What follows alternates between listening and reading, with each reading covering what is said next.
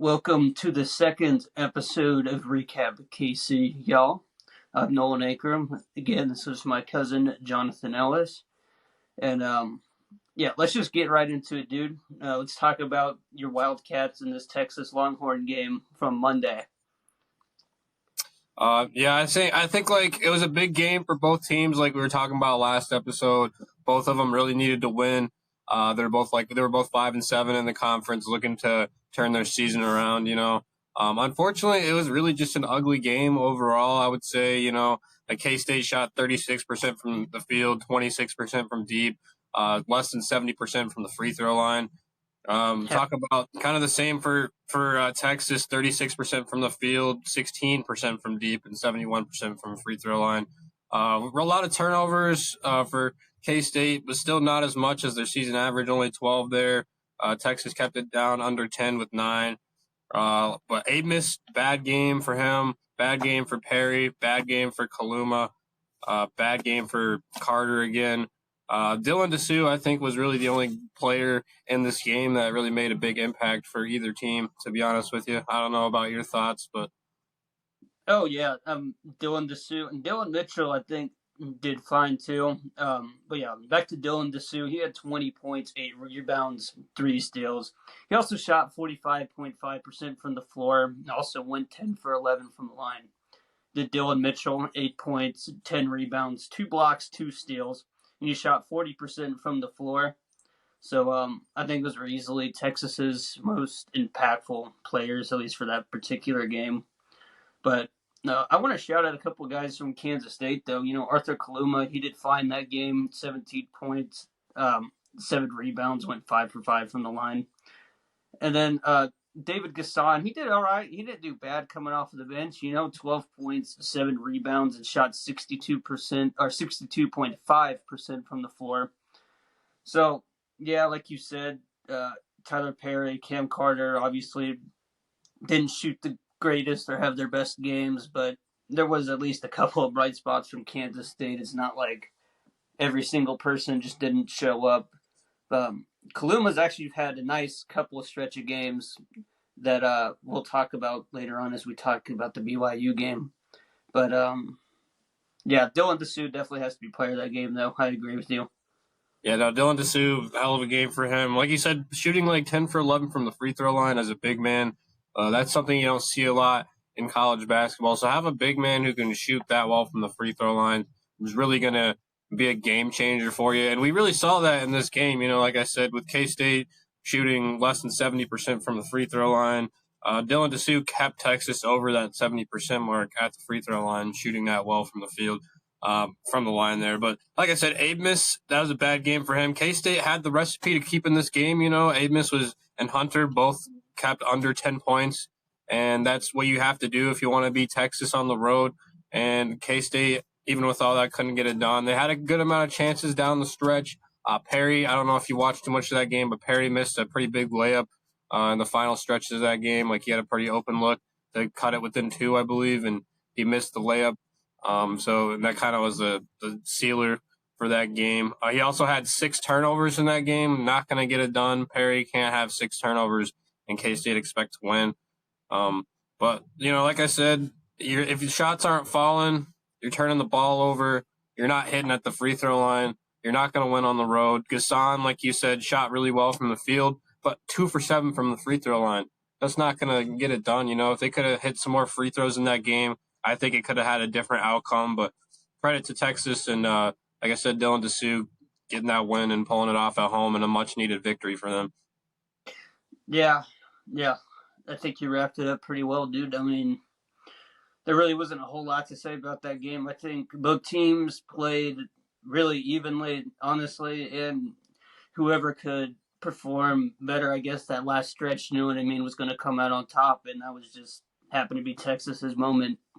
Yeah, last thing I want to mention, though, I did want to say, he didn't play the greatest for Texas, but you could kind of feel his energy and his impact on the game. Shindell Weaver, he didn't, his stat line wasn't the greatest, but I could see, when he was on the floor, Texas was playing better as a whole, I'd say, in that game, personally. And, he had that draw that flagrant 2 on Day-Day Ames late in the second half there that got him ejected. And I think, yeah, I just think like his stat line doesn't really show it, but I think he was actually a pretty big impact in that game for sure. Yeah, I would agree. And anything else you want to add? Or is Um, that Honestly, I don't think there's too much more to add. Like I said, it's a pretty ugly game from both sides. Nobody really shot the ball well. Nobody really. I mean, turnovers weren't too bad, surprisingly, for both teams. Like, really not too bad of a turnover type of game, but just offense was not falling for either of these guys. Just really not a great game. Kind of one that both teams probably want to forget. Even Texas with the win, not one that you want to be thinking about too often. I wouldn't say. yeah? But another thing, I don't know if you mentioned it, but both teams were actually pretty scrappy. At least on the boards. Texas slightly out rebounded Kansas State 39-42, but I think both teams are pretty scrappy as well.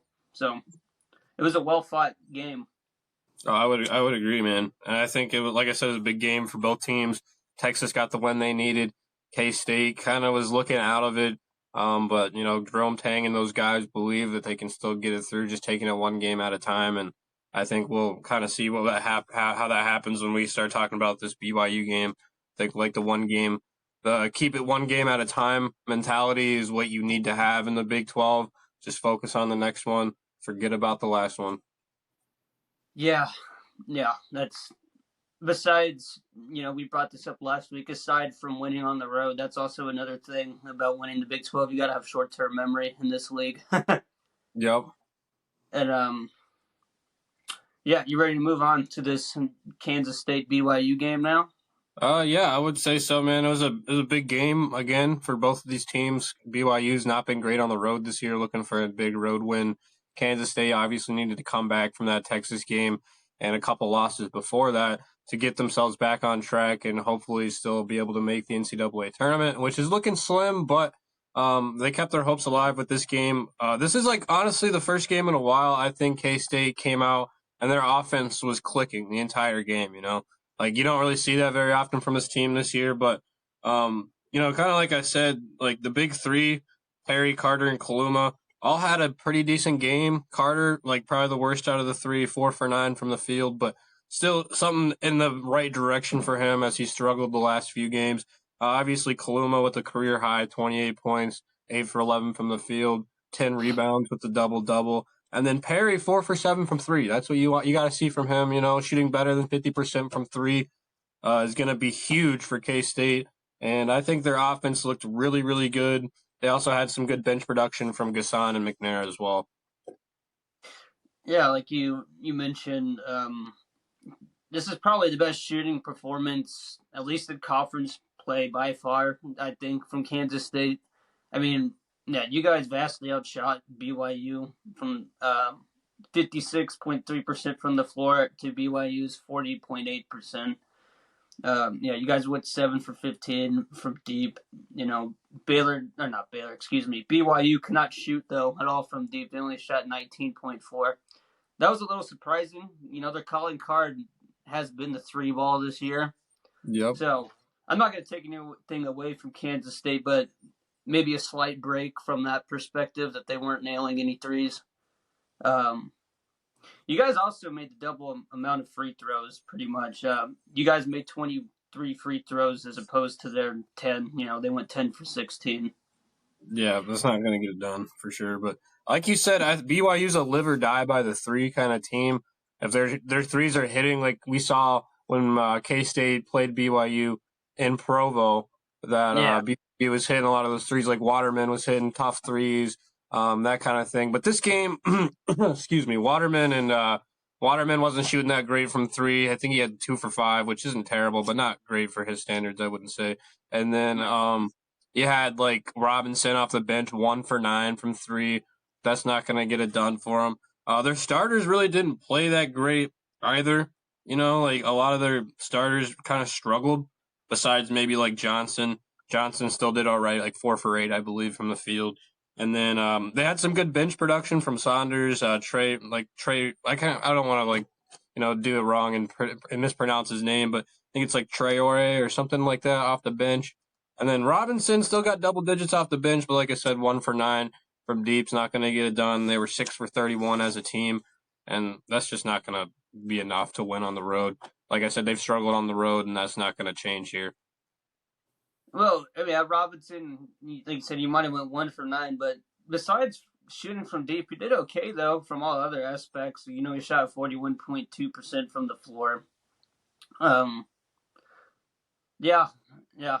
Like you said, that shooting is just not going to win you very many games at all in the Big 12. Even if No. against, even if it's against, I guess what you consider a slacker team in like Kansas State, you're still going to lose every single time shooting that way in the Big 12. Don't matter how good or bad the opponent is on the other side. Well, yeah, not only that, but BYU played pretty bad or subpar defense as well. Like you said, K State's normally a very poor offensive team. One of the worst shooting teams from deep in the country.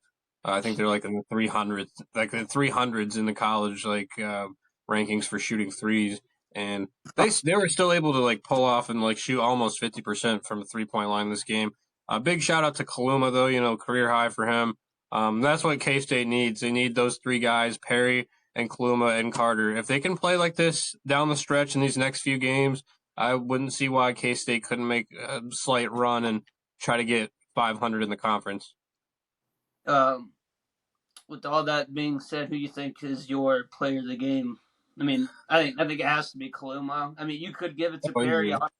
I mean, this is probably one of the more complete games that we have seen from Perry in conference play personally. But yeah, Agreed. Kaluma just went off. So I think either one of those guys could be player of the game.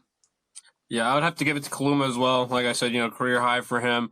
But like I said, it's a really good sign to see Perry shooting over 50% from three. He struggled from there in the last few contests, and to really have both those guys perform on an elite level for you, that's what K State needs to get this offense going. This is like one of the first times that we've seen like five or more than five players for K State being double figures, and that's something that if they can get it done, it can be, like I said, they can have a recipe for causing some mayhem late in this Big 12 race. Um, a lot of that too, I think, was because of the ball movement. Both teams had good ball movement, but Kansas State had 20 assists. Yep. That's what you're gonna have to do if you're gonna win. Obviously, everyone has to get involved. And Perry, he had 5 assists, that's encouraging. That's more of what you need to see from him because I mean Jerome Tang has kind of been forcing him in a position that he's not naturally good at. You know what I mean? All year. Yep. So we just need to see more passing performances, I think, like this from Perry.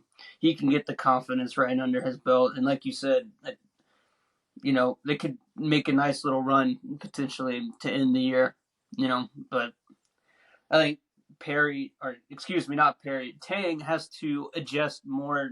I've been telling you this all year, but Tang has to adjust more to Perry's needs and his strengths. I mean, Yep. it's that simple. And he really has not done that enough this year, but maybe something will change after this game. Like you said, it's been a good step up for Perry, getting 5 assists and shooting that well from deep. You don't really see that like combination in a lot of games. It's No, normally not from him. either or. It's like he Yeah, shoots well and he doesn't play well point guard. But this was like a nice balanced game for him. So I think that's a big step for in K State's direction for trying to make a late push and a much needed a much needed win to put them at 6-8 in conference. If they lost this game, their season was pretty much behind them at this point. So it's a much needed win. They get West Virginia on Tuesday, so it's an easier competition for them. If they can pull that off, they're definitely in a chance to still try to secure a spot in the tournament, I would say. yeah, yeah. And what it was also super satisfying about this is, nice little revenge game for y'all. Obviously lost to BYU a few weeks ago, so it's nice to go back there and get the job done, or face them again, I should say, and get the job done. Yeah, no, agreed. I think, like I said, I think it was a big game, one that they needed to win. They pulled it off. BYU struggled a little bit. You got to take it where you can get it. Everybody's going to have an off game. You've seen it in every team in the Big 12. Everybody's going to have a day where they're not shooting the greatest or they're not playing basketball to their level. And you got to take advantage when that happens. K State struggled to do that in some of these games, like against Texas. They couldn't get it done when they were struggling. couldn't get it done in a couple games when some other teams were struggling. So it's good to see them capitalize here and get a much needed win. And I think that builds a lot of confidence moving forward, like you were saying, for Perry and Kaluma and K State as a whole. Mm-hmm. Um, yeah, I don't really have anything else to add, man. I mean, No, I think we pretty much summed it up, man. Like I said, a big game, but they're moving forward. They got an easier game on Tuesday night against or maybe it's Monday night, I can't remember which one, against West Virginia. And that should be a game that they are capable of winning, especially being at home. So if they can win that game too, a couple back-to-back wins, that's going to be huge for them. But other than that, just a much-needed win, and I think they did everything they needed to do there. yeah, they play West Virginia tomorrow at 6. Yeah, it should Okay. be a game that they could win. I don't see why not. You know, West Virginia is bottom of the conference. They blew them out at West Virginia to open up Big 12 play. So Yeah, I think this is a game that they're more than capable of winning, should win, and if they don't win this game, I don't even know what to say, to be honest with you. man, as long as you can somewhat slow down battle, I don't see why you guys can't beat them.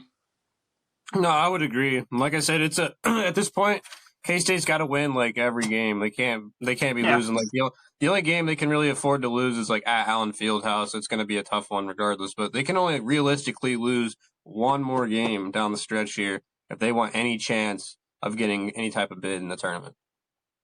bro, knowing Kansas State, they're going to play KU strong, though. I mean, that game's going to be within less than 10 points. You know what I mean? I'd be very surprised if Kansas just comes out as world beaters and just fucking dominates Kansas State. Well, it also depends on if McCullough is 100%. You know, like he hasn't been too great the last couple of weeks. He's been missing some games and that kind of thing. So if he's not playing 100%, I don't see why it couldn't be a recipe for an upset. But overall, it's unlikely in my opinion. McCullough just might need to be one of those dudes that rests till the Big 12 tournament, quite honestly. It's not worth it, man, because if he jacks up his knee even more and he can't play at all, I mean, that's first or second round exits in the tournament and forget doing anything in the Big 12 tournament. Well, yeah, like you said, like not to the extreme with McCullough, but like K State with Glover, he hasn't played all year. He tweaked his knee in the exposition game. He was supposed to come back. I don't know if he had enough rest or not, but he ended up retweaking that knee in practice and never played. And his season's pretty much done. You don't want to see that happen to McCullough. Like Glover would have been a game changer for K State, but McCullough's needed on the KU offense for sure. Oh yeah, dude. I mean, you can't lose an All American player like that and expect everything to be okay. You know what I mean? I mean, no matter how good historically KU and Bill Self has been over the years, you can't overcome losing an All American like that. You just can't. Agreed. Speaking of though, do you want to get into that Texas versus KU game? Yeah, I'll let's let do you it. get your thought ins first, bro. Right. Honestly, KU was just in complete control that entire game. Aside from the first few minutes, um, Texas kept it close. The first 7 or 8 minutes of the game, it was back and forth. But then something just switched within Kansas. After that, and then we outshot Texas by the end of the game, 61.5% to 41.9% from the floor. Which isn't bad for Texas. I mean, both teams were shooting pretty well, I thought, or at least fine. Except from deep, both teams were okay from deep. KU shot 37.5% and Texas shot 34.6%. Yeah. The thing is, though, Texas also attempted 26 threes while we only attempted 8. So it was one of those games where Kansas was just feeding it to KJ Adams and Dickinson, like pretty much every other possession, it seemed. But we also made 13 more free throws. We went 19 for 27 from the line. Texas went 6 for 10. We also out rebounded them by a pretty wide margin, thanks again to KJ Adams and Hunter Dickinson. We out rebounded them 34-25. And both teams I thought were moving the ball pretty well. Texas had 16 assists. We had 17. And we're turning over the ball at the same rate as well. KU had 14 turnovers by the end, and Texas had 13. But again, that inside presence is what really won us this game. We outscored Texas 52-34 in the paint. So, yeah, inside presence was the biggest factor. And I got 3 guys that could potentially get player of the game for KU. Hunter Dickinson, KJ Adams, and Johnny Furphy. But I got to give it to Furphy, man. 16 points, 8 rebounds, 2 steals, 3 for 3 from the floor, and 19 and 11 from the line. I mean, he's been, ever since Bill Self has put that man in the starting lineup, he's been just as good as Grady Dick was last year. You know what I mean? He stepped in and filled that role perfectly, in my opinion. Oh, no, I 100% agree, man. Furphy, like you said, 100% from the field, getting to the free throw line, converting on most of those. That's what you really need to see from him. Only, big concern, I would say, for, Furphy and Adams there was they both had 4 turnovers apiece. They could probably, limit that a little bit more. But both of them played great from the field. Adams was 8 for 12. Furphy didn't miss a shot from the field. I'd like to see Furphy shoot a little bit more, but you got to take it where you can get it. Big thing I want to say for KU this game, though, is I want to give a shout-out to Nick Timberlake. I think he really stepped up. I think he stepped up in McCullough's absence, actually got in double figures with 13. He had that nice, lob. We got that 3-point play at one point in the game there. That was really nice to see. Texas, another game where Amos struggled immensely, man. 5 points, 4 turnovers. That's his season low in points. You can't win if you're Texas, especially on the road at KU with your best player scoring 5 points.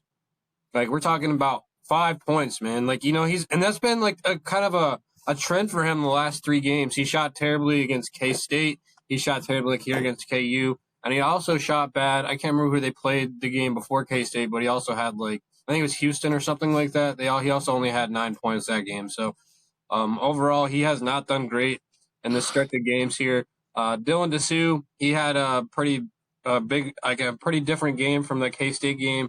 Dropped off. He was in some foul trouble, had 4 fouls, 8 points.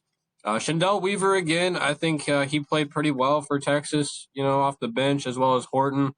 They really had a bad first half. Like you said, they kept it close at the beginning, but let KU kind of run away with it here in that final stretch of the first half. I think they bounced back in the second half, played great basketball, kept it close in the second, from the box score standard, but there's just no way they were going to crawl back into that game.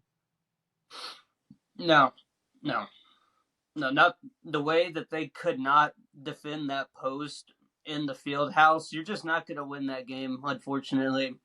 But yeah, I mean, Hunter Dickinson, KJ Adams, Furphy, they're all doing their thing down low. And yeah, I'll keep saying it again. That's the biggest reason why we won, outscoring them in the paint. And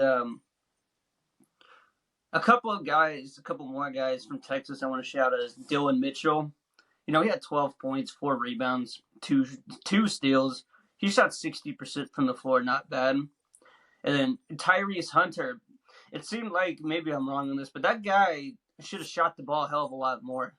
Tyrese Hunter did not shoot the ball enough. He had 12 points, 4 assists, 2 steals. He went 3 for 6 from deep, and he shot 50% from the floor. I think he definitely should have shot the ball a hell of a lot more.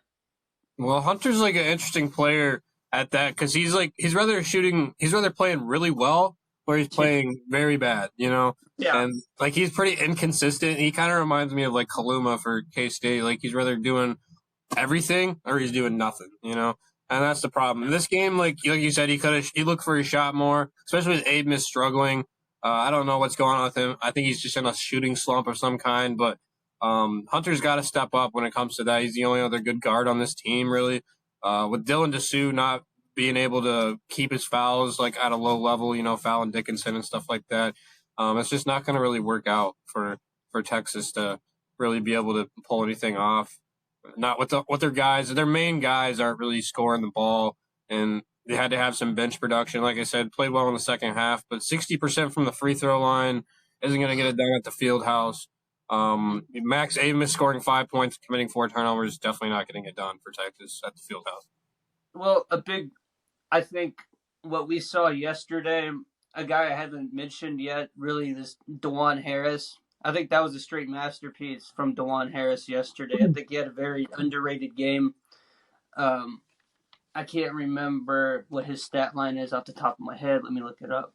But He was he like, was locking down Abemus that entire game, and he had 14 points, 6 assists, and shot 7 for 11 from the field.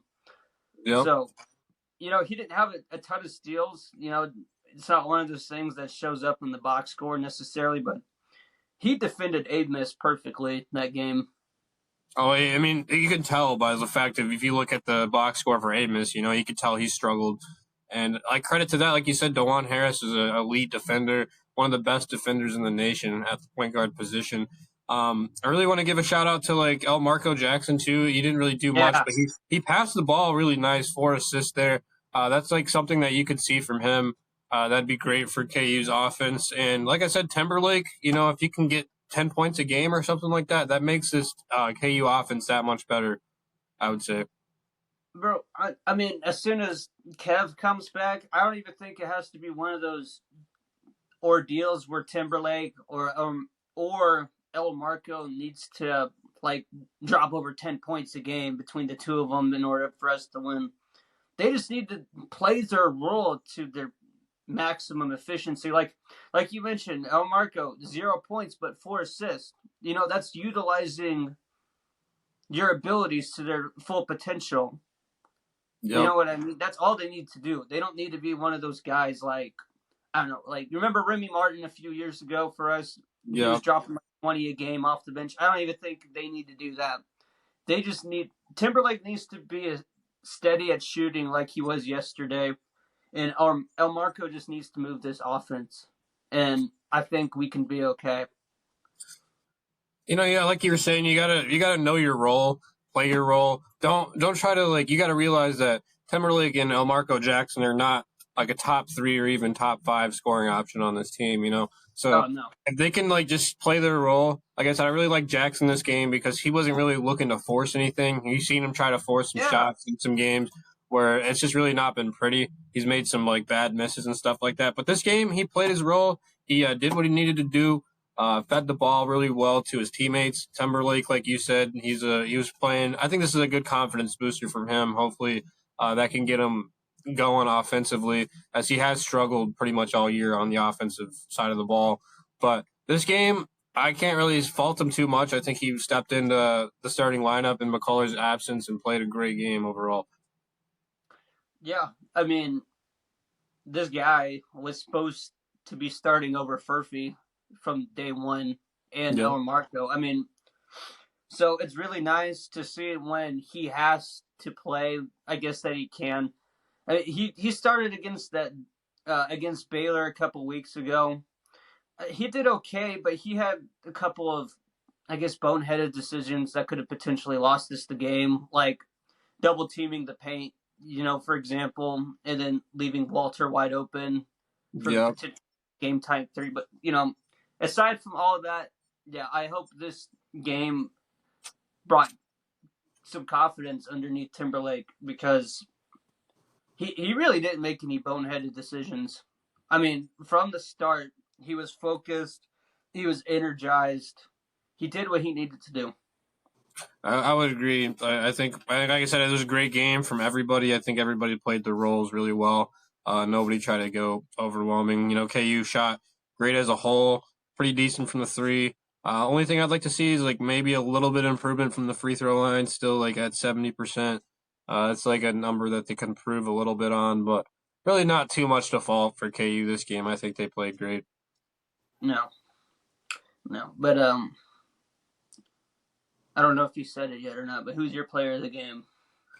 It's it's a pretty up there, but I know it's probably not everybody's player of the game, but to me personally, I'm gonna take an underdog pick, and I'm gonna say Nick Timberlake, man. Like I know he didn't do as great as some other guys, but like I said, I think he really stepped up and played his role well. And I think like by pulling that off, I think that's going to give me my player of the game. Because like I told you last week, I think Dickinson, Harris, and Furphy and Adams, they're kind of expected to be a double digit scorer and like kind of produce like that every night. Timberlake, he hasn't been that kind of guy all year. I think he stepped up big, so I'm gonna have to give him the player of the game. Fair enough. Fair enough.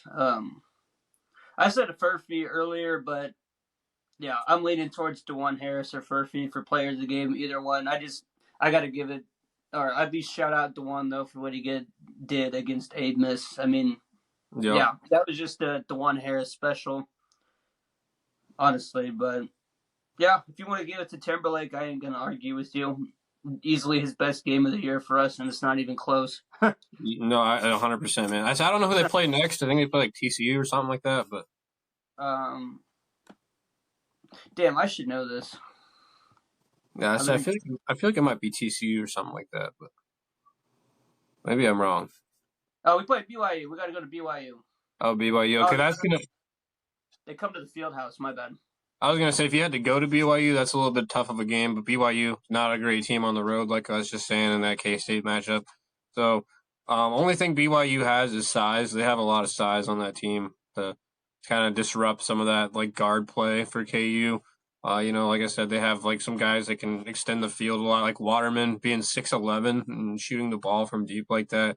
Yeah. He's a tough guy to defend. BYU in general, their guards are just tall. They're lengthy. They're all like I think 6'4" or 6'5", and that's just it's a tough team to guard. But if McCullough comes back, that's the main question. I don't know how long his injury is looking at. If it's like I think it said it's something like a bone bruise on the injury report.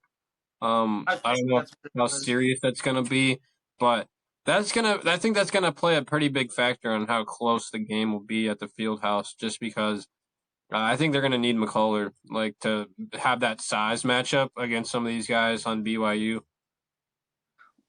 BYU is a much better team than Texas is, I think, as well. So yeah, this could be one of those games where I hate to say I think we're gonna beat BYU, but with if Kev's not out there, I'm not gonna be surprised if we lose. I mean, what what have we seen all year from Kansas? If all of our starters aren't involved, then we're not winning, Yep. especially in conference play. So Yeah. this game, if Kev ain't coming back, then it's going to be a lot more challenging than playing Texas. That's all I'm going to say. Well, I said the only thing like I'm concerned about is like I said that guard play for Kansas, like Harris and Timberlake and them, they're not really like that big of guards. And if No, we seen when like BYU played K State in Provo, for example, like you seen Johnson and all of them, they were just working Perry. They were just backing him down in the post. They were just taking advantage of how small he was comparative to them. Not to say like I mean obviously Harris and Timberlake are a little bigger than Perry is, but still comparative. BYU's got some big guards, man. And like I said, everybody stretches the floor really well. Like you got Khalifa who can pass the ball really great from the field. I mean, like he can swing the ball around, get his get his team involved. He's more of a guy that runs the offense instead of looks for scoring. And when you got like players like 6'11" who's draining threes like that, it's not easy to match up against them. no, no, no. And it seems like a lot of guys can, uh, they can swing that ball, like you said. A lot of guys can get involved. If I'm not mistaken, off the top of my head, I think they have like 5 or 6 guys that average double-digit points. So I think that's all the proof right there that you need to know that they can move the ball when they need to or want to. Yeah, I think KU is just lucky it's at the field house, man. Because if it was at BYU, with McCullough being out, if he is out, that would be a lot harder of a game to win. But at the field house, BYU's been a team that struggled on the road all year.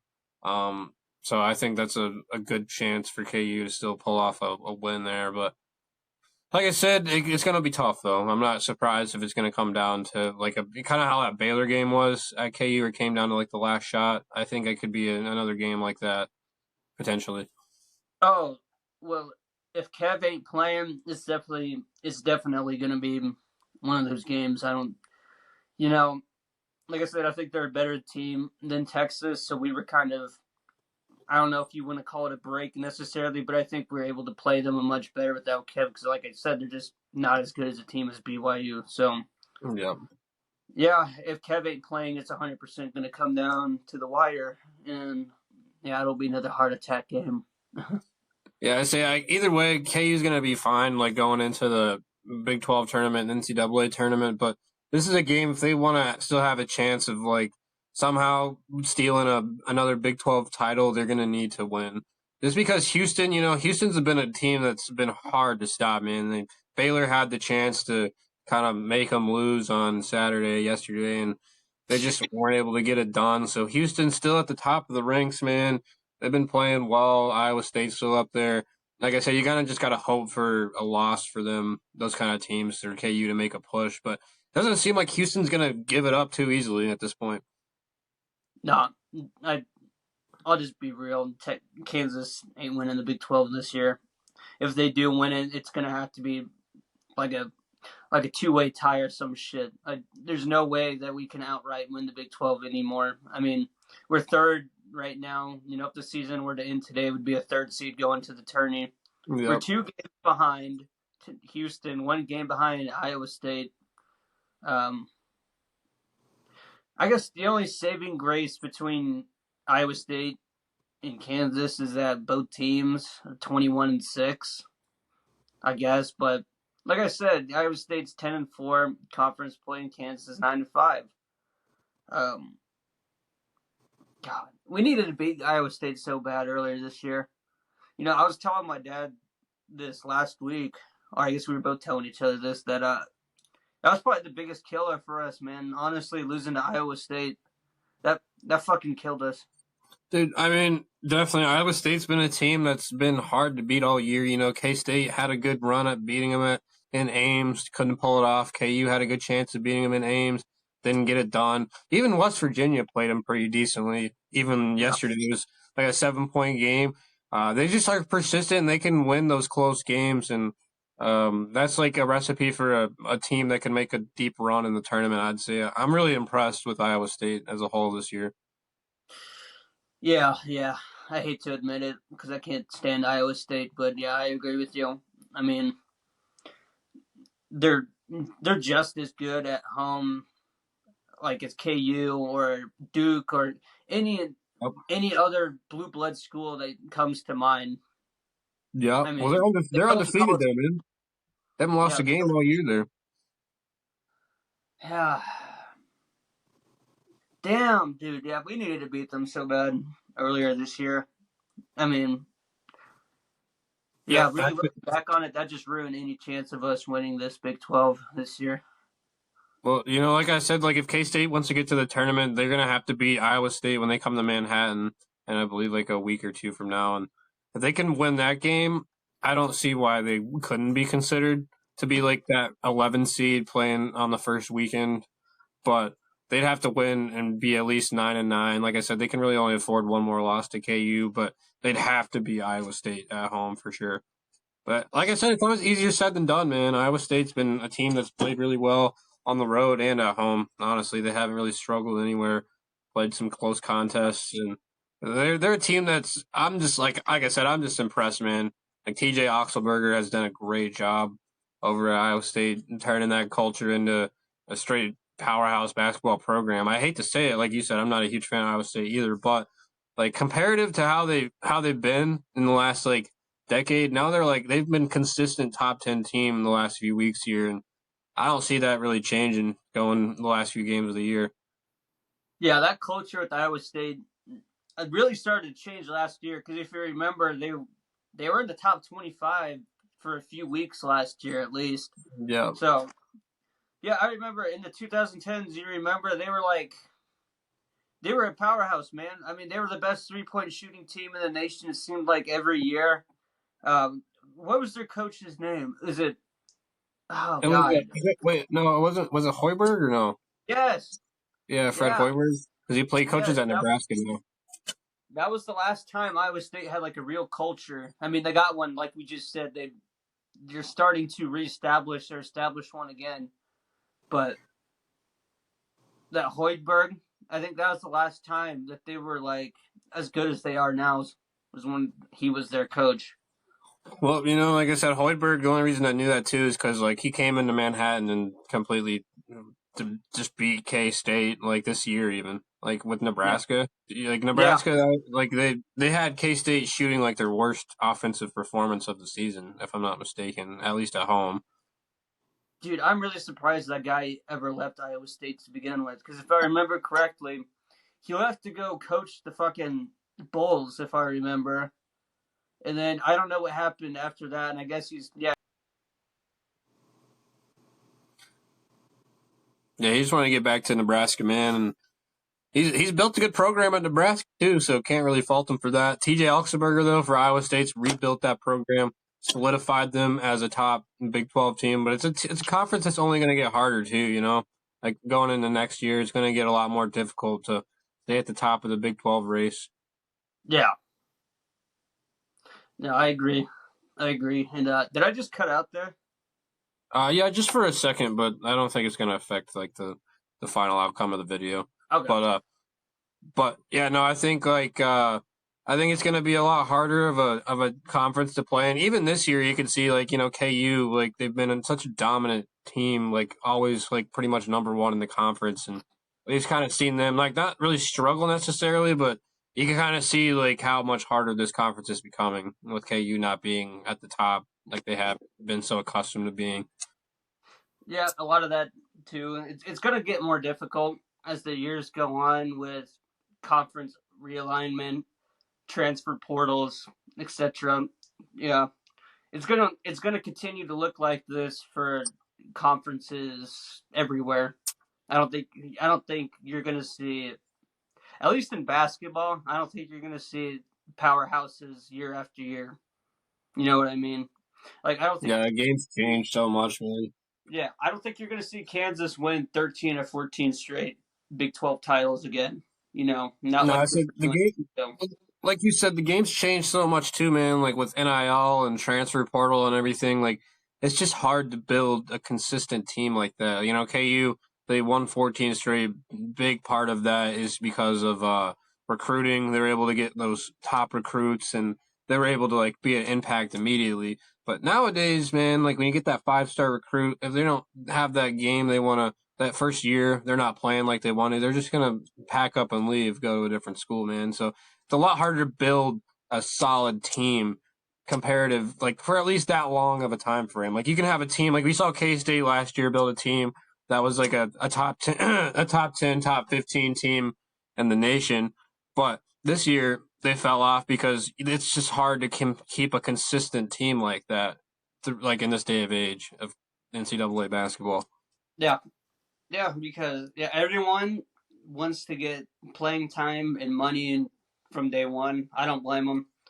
Uh, that's a huge reason or theory as to why I think El Marco Jackson probably won't be with us next year. I believe I said Yeah. it last week. I think he's probably going to transfer. Yeah. Obviously, I don't want him to, but for how big of a recruit he was and how little playing time he's getting this year, it would not surprise me if he leaves. Um, and another freshman, I think I mentioned last week too, I think is going to be gone is Johnny Furphy. I think he's just been playing too good ever since Bill Self gave him the opportunity to become a starter in conference play. He hasn't looked back with that starting role. So I think we're going to lose a couple of our good freshmen, but you know, Kansas is used to having to reload and rebuild all the time. So Oh yeah, dude. I said last thing I wanted to add to like the K State kind of thing is like with Glover is like there's been talks about him like coming back or redshirting and coming back next year. He is like a fifth year, but they're saying that if the K State like Jerome Tang was kind of talking about depending on how the season ended, like if K State could make a push, win these last few games, and have a chance to be in the NCAA tournament, I think he was saying basically there's a chance that Glover might come back and play in the NCAA tournament and actually help K State be overall better team. But that's up to his discretion. I couldn't blame him if he chose to sit out and wanted to come back and play a full season because, like I said, he hasn't suited up one game this year. So it's all just going to end up on how the season ends out and everything. But either way, I'd love to see Glover play in a K-State uniform, whether that be running the offense this year or running the offense next year. But that's going to be something that we're going to have to come back to and talk about at a later time. But Yeah, well, not too far away, luckily. Only a few weeks away before we can start talking about those sorts of things and whatnot. Yeah, March yeah, is right around the corner, baby. The tournament, everything. yes, sir. I'm ready, man. Yeah, Got some days off. I'm going to be watching that. Get my actual good opinion, see some upsets. I think it's going to be a really upset heavy tournament team, like a tournament season this year. I think a lot of big time schools have a chance to get upset this year. We've seen that all through the regular season. yeah. Oh, yeah. I mean, there's always going to be some stupid upsets in the tournament, though. There is every year. Like I said, like comparative to like even like this year too, we've seen KU lose to some schools that aren't so great. We've seen like Yeah, like Duke lose to UCF. some schools.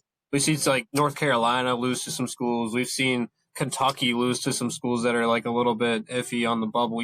So those type of like if you got those type of teams losing to like bottom of the conference teams and stuff like that, there's definitely a recipe for disaster in March. Oh, yeah. That's the beauty of it, man. You gotta love it. March Madness is coming up Yeah. in just a couple of weeks, man. Yeah. I think that about wraps up this video. And Yes, as I sir. mentioned last week, we'll talk more about Royals and Chiefs and stuff as the year goes on. We just got a lot of college basketball to focus on right now. We're Yep, and it's right getting in to the the thick of thick it of all too. that. So, um, Yep. yeah, potentially for our next video, maybe we'll talk about Chiefs free agency or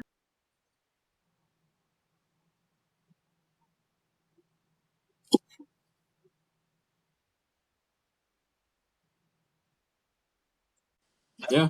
yeah, I that think wraps that summed it up, man. up. Good discussion, man. Yeah, we'll see you guys next time.